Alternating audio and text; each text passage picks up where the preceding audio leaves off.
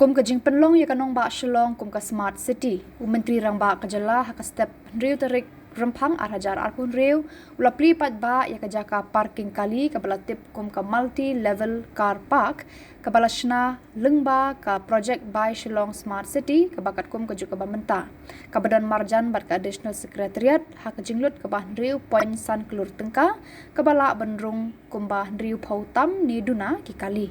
Habakran haka jingelang ka balengkot ka balalong haka te ka jaka. Menteri Nongbah Khubor ula ong. Habaphai shani shatai ka jumi ka jingkran. Ka jing e ka bahak khamat e ka de ka Jingdheng kali pat baro kyo i ka ni ka jing e. Hendrei ban Weng kamlong ka basuk. Namar kamde ka basuk ban penduna kensan ya ka jingdon ki kali bat kamlong ru ka basuk ban shnapan he ya ki surok. Kumta dan kamban le kat kum ka jinglong jom ka jaka. Nalor kata ula ong ba ka ni ka car park kalong shi banta ban Weng ka jing e na ka Jingdheng kali ha Nongbah le se ka balong tang khandiat ndrei ka sarkar kadang dan saki wei de ki jing tmu ban la ban Weng yakini ki jing e.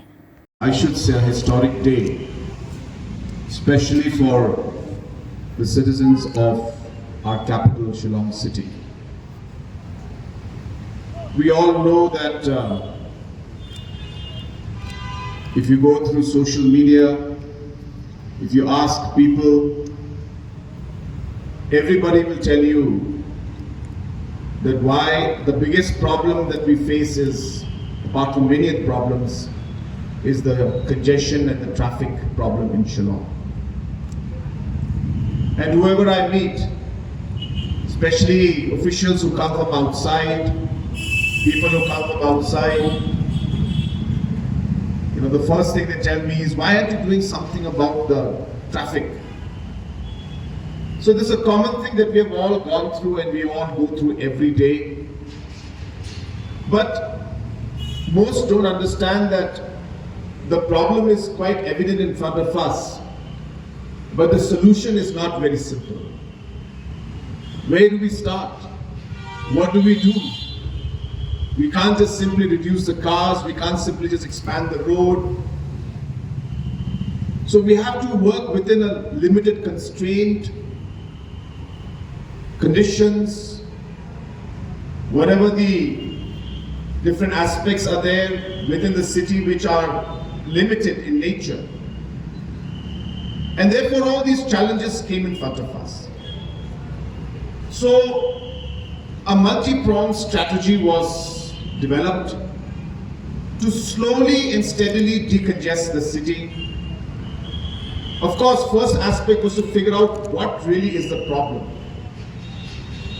Again, I repeat myself and I always tell people this issue and this thought process, which is very important for especially people like me who have to work with governance and resolving problems, and of course the whole team, is that we always look at a problem, we look at what's happening and we think that the reason why it's happening is because there's too much of traffic. But we don't realize that traffic is the outcome or the result of the problems. So what is important for us is to figure out what those problems are that leads to traffic. And hence, a lot of things were looked into. I don't want to go into detail and bore you with all those long-term plans we had and discussions we had. But what we're seeing today is just one of the pieces of the solution. And therefore, we have a very, very long way to go. But what I'm trying to tell you is that we have a plan. There's a master plan. There's a much broader thought process. And it's not just this one parking lot. There are about 9 or 10 of them, close to about 1,371, if I'm not wrong, parking spaces for vehicles will be created. And apart from that, of course, we have also created parking in terms of a parking policy where any individual who has land and wishes to partner with the government will support and fund them and let them collect parking amounts from that land of theirs with government investment, and government will get a small share. So multiple aspects of parking are being looked into because we realized that one of the first problems is that people park randomly. People park in places where the flow of the traffic is stopped. And if you tell the people that you can't park, you cannot, and we charge them or we fine them, then the first question they will ask, well, where do we park then? So therefore, all of these are connected. Now that we have spaces for parking, the enforcement of ensuring that people cannot park in certain areas can be enforced. Police and especially traffic will have to do their role to ensure that the enforcement is done. Otherwise, this will make no sense. We'll collect dust. So therefore, it's a process which is started. Don't expect that tomorrow traffic jam will be gone just because one parking lot has come. This is a long process, but just to share with you, multiple aspects are being done. Whether you talk of these parking areas being created, whether you talk of space being created in Iarap area so that we have more space for the buses and the taxis that park out there so they don't park on the main road, whether it is the hawkers who sometimes are on the road and are congesting the main road where traffic moves, and hence we have to shift them. That itself, as you know, is a very, very complicated process. Whether it is expansion of the roads going all the way from Umshirpi up to 7th Mile, and then now the project of having either elevated road or a 4-lane that will connect from the Rhino Museum Point, the Umshirpi Bridge, that junction, all the way till Civil Hospital and up to Barek. So the proposal is already ready. There are one or two aspects which we are still working on. As you know, we have to take all the stakeholders into confidence, be it the NHIDCL, be it MORT, or be it the Army.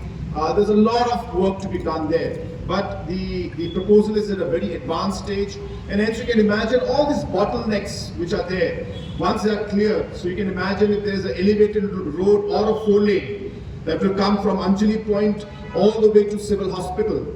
As I said, either elevated or 4-lane. We're working on both options. Negotiations are on with the Army, so we are waiting for a final call.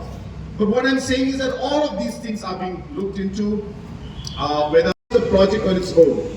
It's a part of a much larger plan and a much larger solution that we're working on, and things will take time, but we have made a start, and this is really, really satisfying. This moment to the moment when we'll be having our administration shifting out of the current space and moving majority, if not all, at least 50% of our administration to the new city. I think you will remember today and remember that day and be able to link this entire process and phase in which we were able to decongest Shillong, we were able to improve the overall traffic, parking, amenities, so on and so forth. So therefore, friends, I will not take too much time, but I must put on record my sincere thanks and gratitude to the Urban Affairs. Good morning, ladies and gentlemen. Let's give a round of applause as we have the Embassy Minister.